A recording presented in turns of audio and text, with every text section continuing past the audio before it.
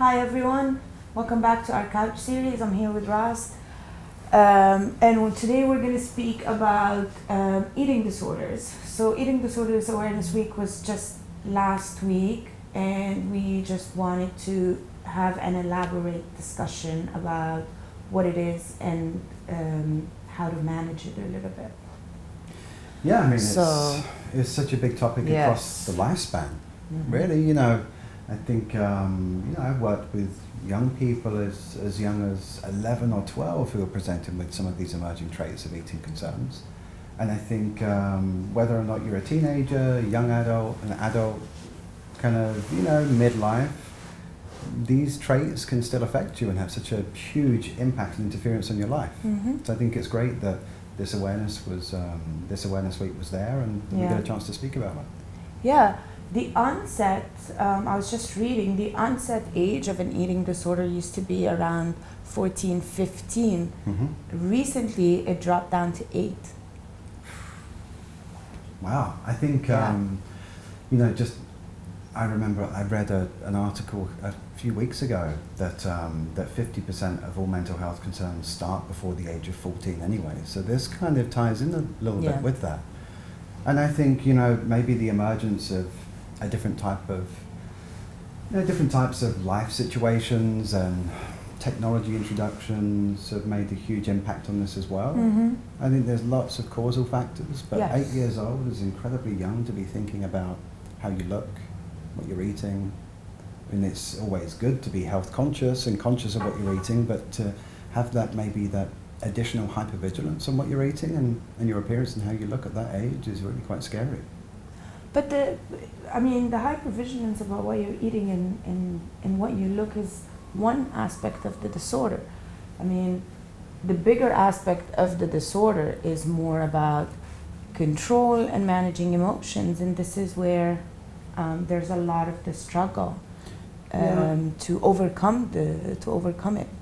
Yeah, I think with the teenagers that I've worked with that present with like either emerging or an actual diagnosable eating disorder, a lot of them will say that, or what we pick up on and what we work through is self-esteem concerns. Yes. This seems to typically, but not always, be quite a significant underpinning kind of causal factor into what's led to maybe seeking out additional control or looking for other methods to be able to boost your self-worth or self-esteem. So a really core part of the work I do with young people, not just for eating concerns, but especially with eating concerns, would be this self-esteem rebuilding. Confidence, how they view themselves, the type of thoughts that they have about themselves, how they feel about themselves. So very much kind of building again from the foundations and beginning to introduce perhaps more positive events or situations in their life that give them that sense of accomplishment and kind of confidence to do more things, which then leads to this self-esteem actually kind of recovering and building a little bit as a part of a step of overcoming these eating concerns. Yeah. But it's not just self-esteem. No. Anxiety type concerns, low mood concerns. Depression, yes. Yeah. The comorbidities are a lot impulse control and emotional regulation concerns. This is a big one that you see.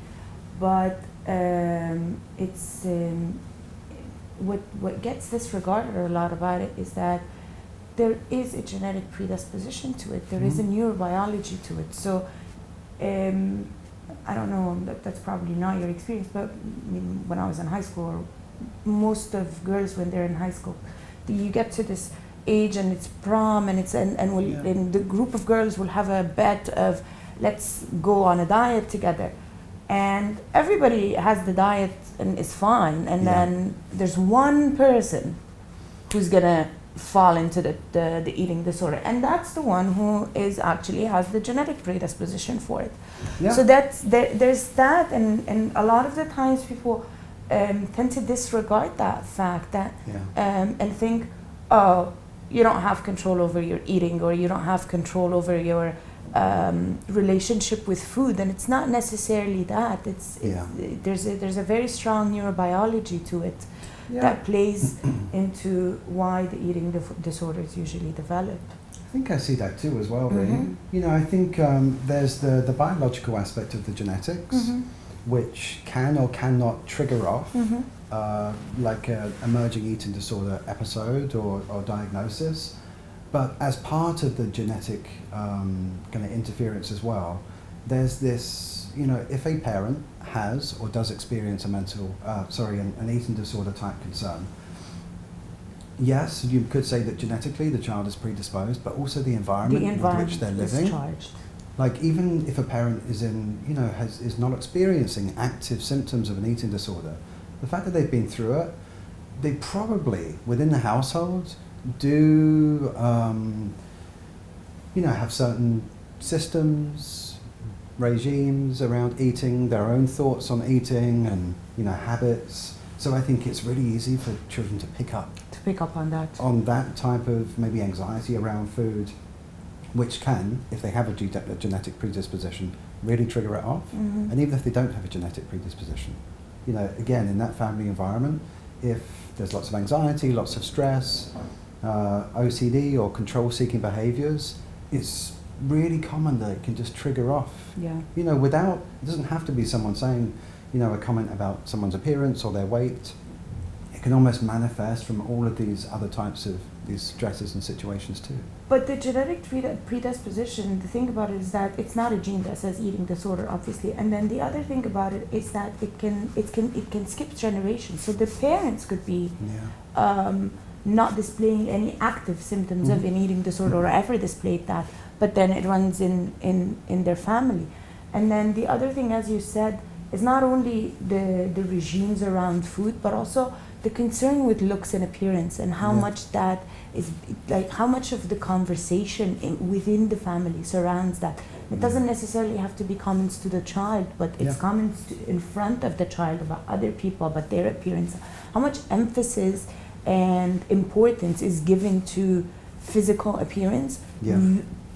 Kids really pick up on that. They do. And it becomes a core of their self-esteem. Yeah.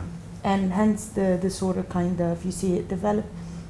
I've seen lots of clients who, if you ask them about their family environment, no apparent eating disorder, no active symptomatic eating disorder in the family, but a lot of concern around looks, a lot of concern around food, a lot of concern around a lot of regimes and diets and regimens. So that kind of gives the eating disorder kind of the environment for it to develop and to trigger and to start if you have the gene for it.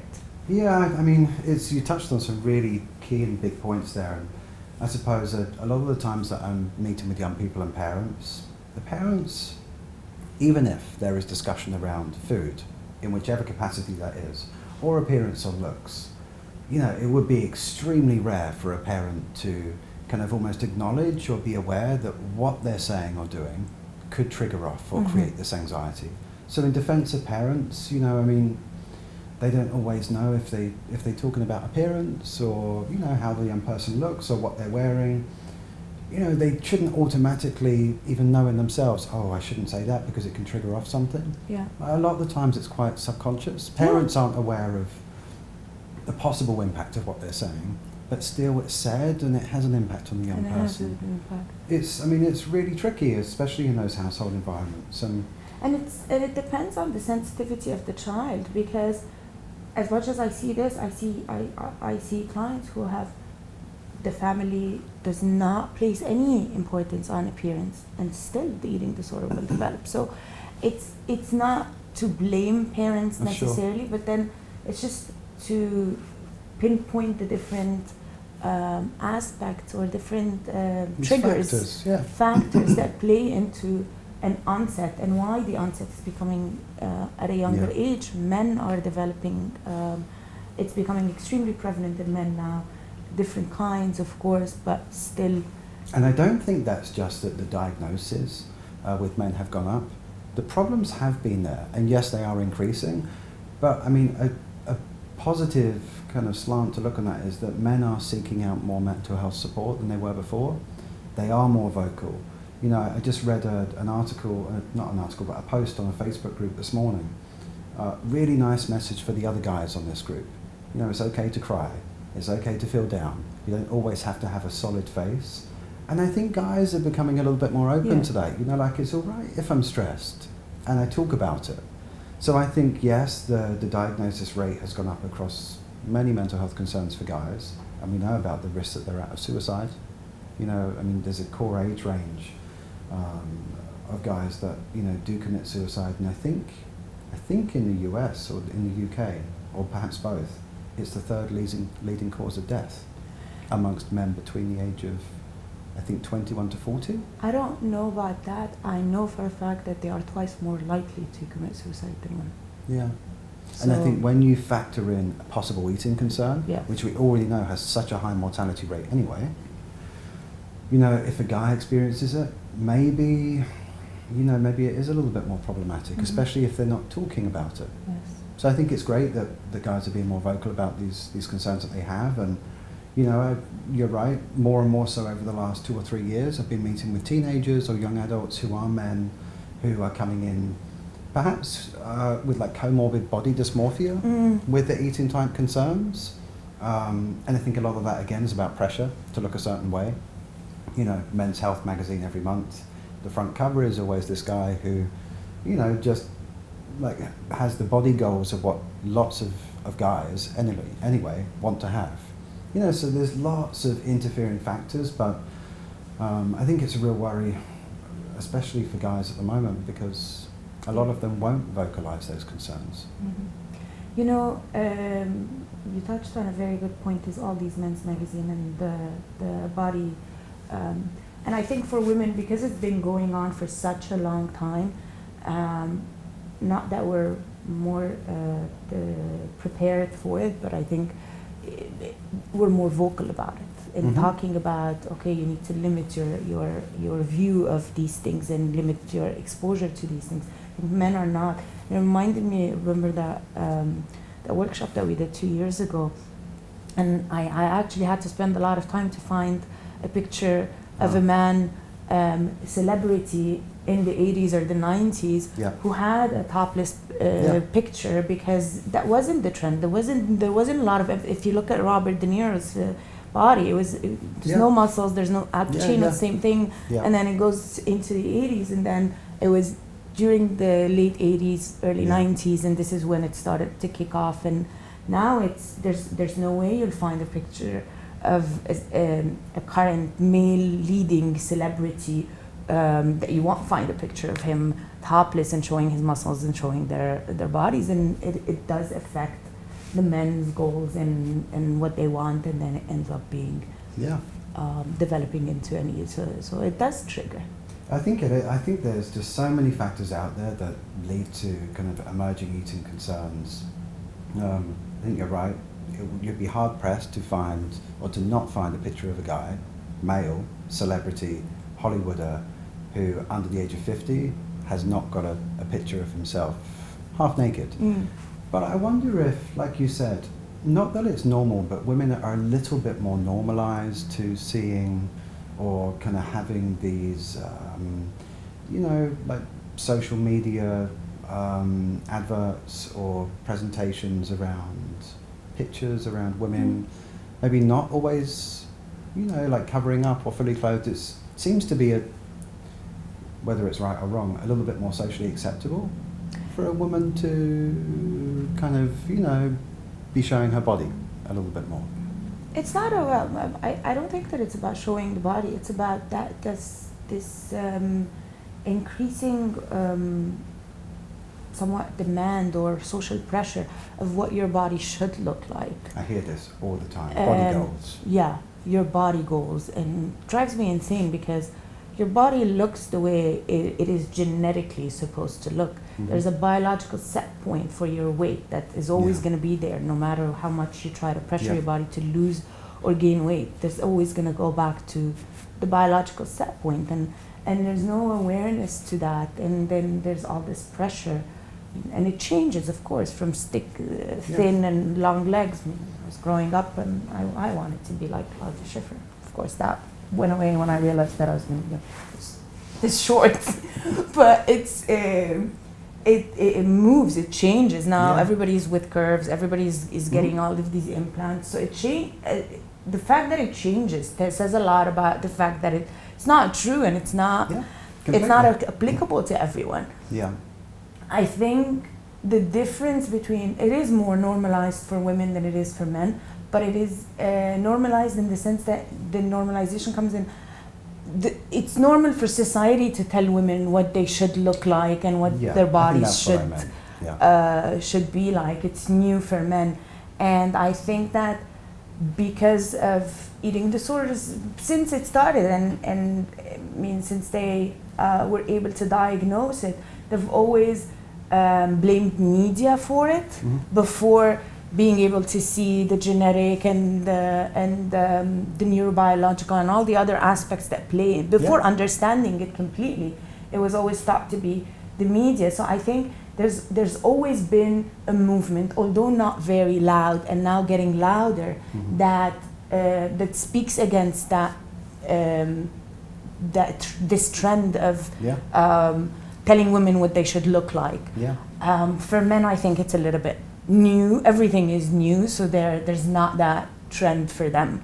And then with social media being in your face all the time, it plays into triggering people a lot more. I do think I think the pressure on men has increased to look a certain way, but I still don't think there's a really high expectation for them to look a certain way. You know, like I think about dad's bod. You know, I don't know if you're familiar with this term. Yeah, I know. All right. You know, I mean, this is not from what a lot of people might consider to be a desirable body. Yeah. It's not all muscular, 8-pack or 6-pack. You know, it's a normal looking, decent enough body shape. I mean, it's not a concern or a problem, but it's, you know, some men are striving for this as well. And I think that's a really good sign that, you know, their kind of carefree appearance isn't the foundation of their life or what they strive for. They've got other more important things in their life that they have to consider. So I think maybe there's just a big gap with guys. You know, many should think they should look a certain way, like Hollywood's, you know, 20 or 30-year-old, and others kind of on the other end of the spectrum, almost completely. You know, it's not a huge factor in their life as long as they're healthy and leading the life that they want to. Their appearance isn't the number one priority, which I think is great. It really shouldn't be. Yeah, I think that's true. For men, the appearance is not a number one priority. For women, it's a little bit different. Or maybe there's just this gulf in between. You know, some guys, of course, we can't dismiss the many guys out there who do experience body image concerns and eating concerns, and we know it's on the increase. But equally, there's, you know, a proportion of guys that it's not affected. The media and Hollywood movies and how someone should look, you know, they're happy in themselves. So, but I think there's maybe the gulf is just getting bigger and bigger, more extreme, severe cases with, you know, this smaller pool of guys who are just kind of not being hit too much by these mental health concerns. What I wanted to move on to is the idea that what we said at the beginning, that eating disorders is not only about the body and what it looks like and the weight. It's not only about that. That has to do with control and also managing emotions. And I wanted you to talk a little bit about that. Yeah, I think, you know, so we spoke a little bit about self-esteem and comorbidity of emerging or eating disorder diagnoses. The control element, so when I'm working with a young person, like I'm always with an eating disorder, I'm always keeping it in my mind that they have this, you know, perhaps lack of or hypersensitive impulsivity trait, perhaps. Either it's absent or it's very much there. And I typically kind of consider some of those impulse control mechanisms a little bit like OCD. Yeah. So they have these obsessive thoughts about perhaps looking a certain way, feeling a certain way, coming across a certain way, and then they are compelled to do something about it. Now, of course, eating disorder is different from OCD, but it shares some consistent traits. It actually does share a lot of the traits, and it's been genetically linked. So it's OCD and anorexia, not specifically. is genetically linked, and a lot of psychiatrists would medicate an anorexic with OCD medication, and they will respond. Yeah. So Because, there are very. It's true. They Yeah. are. They do have a lot of common elements. So I often am keeping that in my mind about the OCD type traits, and I mean the core part for me, of course, is as a CBT therapist, it's challenging Yeah. the unpleasant or unhelpful thinking strategies, or not strategies, but thinking processes that they have towards their body, the way they see themselves, how they feel about themselves, reflections, all of these types of things. So from a CBT point of view, if we're working more specifically on the types of obsessions that they have, it would be about trying to challenge some of those and doing the self-esteem work at the same time. But I think I'd be probably quite hard-pressed to think of a young person that I've worked with who is not presenting with obsessive traits and compulsive traits. And what I try and help them do is to just reduce them as much as they can, whilst also working on the eating disorder itself. Yeah. The other mechanisms at play, self-esteem, low self-confidence, anxiety, with all of those other comorbidities. But I think control is a huge part of the eating disorder. Huge part of the eating Almost disorder. like one of the fundamental aspects of it Yes. that trigger it and maintain it. And maintain it. And even with, I mean, you spoke a lot about what it's like for anorexics and the control aspect of it, but when it comes to bulimics, even it looks like they have no control, but to them, it is some aspect of control. I'm controlling what comes into my body and controlling what comes out Completely. and how it comes out. Completely. So it's control is a big theme when it comes to eating disorders, and a lot of the times when, because obviously I don't work with teenagers or younger people, but when you have partners asking me, what do I do? They refuse to follow their meal plan, they refuse to do this. I'm like, when you intervene, when you do an eating disorder intervention and you're giving them a meal plan and they have to eat it, and somebody is up their neck making sure that they're eating what they're supposed to eat, they lose, and they're not allowed to cook their food, they're not allowed to exercise. You take away everything from them and you tell them this is that's your new life. So you take away all kinds of control, and I always say, you know what, give them a little bit of control. So they don't want to finish the meal right now and they want to take a break for an hour. Give them that hour break. For sure. Give them those little things, little aspects. I don't want to eat potatoes. Fine, eat sweet potatoes. Yeah. As long as they're getting their calories in, as long as they're getting back those, restoring their weight, however weight it is, and obviously not binging and purging, just give them a little bit of that, because otherwise they feel like the treatment is, and this is why a lot of times they drop out of therapies, you're taking away from them that coping mechanism. The mechanism that they use or are using in their life. This is not just a mechanism that they sometimes introduce or don't. This is like their driving mechanism. Yeah, this is their everyday life. Yeah, control and maintaining that control is really high. Yeah. So I think, not taking away it all to start with. Even in a pure OCD type intervention, you wouldn't strip all of the compulsions straight away. You start reducing them until you get to a point where the young person or adult feels more like they can tolerate the unpleasant thoughts or feelings that they have. Of course, it's important to have a meal plan. You know, for and someone, to follow the meal plan and to follow up with a We're not- nutritionist. That's key. But like, there's a fine line between supporting a young person or an adult through this concern, or making them become resistant to wanting to engage in a therapy or even just change for themselves.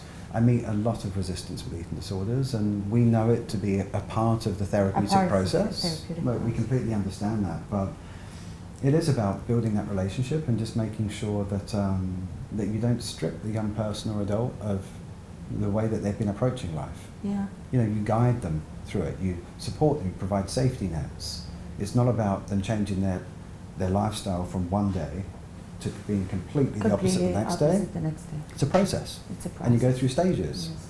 And I think maybe that's something that scares people away from the therapy part. They think this is going to change from day one and I can't handle it. And the perception, this is something else, the perception that the eating disorder is some kind of an enemy. You need to fight it. It's not necessarily. It's something that came up to help you through uh, other stuff that you're not able to handle. So Mhm. let's understand what is it that you're not able to handle. At least that's how I do the therapies. Let's understand what you were Yeah. not able to handle, and what is the function, what is the role of that eating disorder in your life, and then maybe introduce other ways of dealing with those circumstances, and then automatically the eating disorder won't be needed anymore. Yeah, I think you touched on a really, really important point, the function. So a lot of people, and people who are experiencing the eating disorder, will believe that the function is to either perhaps lose weight, look different. Look thin. They're not thinking, or maybe some are, but there is a different function, a deeper function Yes. of this. Like you said, it's managing other aspects of their life that perhaps aren't going as planned, or their self-esteem is not being that high, and they use this as a way of Feeling trying to good build about it up. themselves. Yeah, of course. So the function is often deeper than the act of what they're trying to achieve by not eating or throwing up. There's a function, then there's more functions underneath. Another function is to manage feelings and emotions. Like a lot of that, you know that when you don't eat, your body is on starvation. Once you're on starvation, you're completely numb. So Yeah. if you don't really want to feel any unpleasant feeling, that's one It's of the a ways to manage it. management Starve strategy. yourself. It's a management strategy. It's not the healthiest, but it is. Yeah, Same with bulimics. Like they just get it out of their system yeah, constantly. So it is that, and then when you're able to see it and you make them realize it and, Yeah. and give them those other tools, the symptoms a lot of the times subsides, but it's long term work, and it's yeah. I think I think people understand that. There's a lot in the media now around eating disorders, and sometimes it might scare people off that they see it as a lifelong type concern. But I mean, if you think about anxiety or stress, or depression. it's all lifelong. It doesn't mean it can't be managed really Yes. effectively, but stress is something we will all encounter every year of our lives. Something will happen because life just Doesn't stop happening. yeah. Yeah. The sun will go down, the sun will come up the next day. It's life continues and stress happens. Stress happens. So I think it's the message that I often try to help young people understand is this is just a stage in your life that will get better if you go through this process. You will learn to repair and to function in different ways and to manage those struggles in different ways. And this will be a real journey for you. You'll learn a lot from it, and it will be able to help you manage different stresses or problems in the future. Exactly. And I think the key element of it, and this is what a lot of people don't know, it is one of the eating disorders they call it the only mental illness that kills, because Yeah. that's pretty much, that's the reality of it. The physical aspect of it does cause people to end up dying. But the other thing about it is prognosis is so much better in the first year Yeah. than if it's Just gone untreated. it goes untreated. So I think it's important with all of this awareness that's going surrounding eating disorders to always remember that once you start feeling like something is happening, or once you start feeling like with your kids something is happening, do not wait. The prognosis is so much better, and the being able to catch it at the beginning helps a lot of people, rather than when you have it going on for years. Because of my work with adults, I see it when it's been somebody in their 40s and the eating disorder started at the age of 14, and I'm Yeah. like, Yeah. wow, that's going to be a long ride. But I think this is really important, because sometimes you can have eating disorder type traits that aren't manifesting in anorexia or like a diagnosis yet, and they can stay somewhat kind of in the dark for a number of years. Yes. And they just chip away and Yeah. eat away at self-esteem and confidence. So like you said, it's really important that you reach out early if you feel like, either as a young person, an adult, or as a parent, that something is maybe up, or something Yes. isn't quite functioning as it should do with regards to, the child of yourself's kind of view of yourself, your opinion, your appearance, your concerns around control or eating, anything related to that, reach out and don't delay. Mm-hmm. You know, the thing about eating disorders is that it goes under the radar for such a long time. It's unless somebody, their weight goes under, Yeah. which is not the only indicator of an eating disorder, because everybody, like, you can have an eating disorder and be overweight or normal weight or anything. So it goes completely under the radar, and that's why it prolongs, and treatment becomes harder, and prognosis becomes harder. And much So longer, yeah, and much longer. often. So yeah, it's very important when somebody notices something is off with their relationship with food, with control, managing their emotions, Yeah. anything like that, to reach out and just get it checked out Yeah. by a professional. And maybe it's nothing, maybe it's something, but Yeah. better be safe than sorry Always. in that sense. So that wraps. It's a Yeah, it's thanks, a man. heavy topic. It is. Yeah, there's so much that can be said about it, but that wraps our episode for today. Thank you for watching us. Thank you. Please remember to subscribe to our YouTube channel and follow us on Instagram. All right. Thank you, Ross. Thank you. All right. Thanks, guys. Bye-bye. Bye.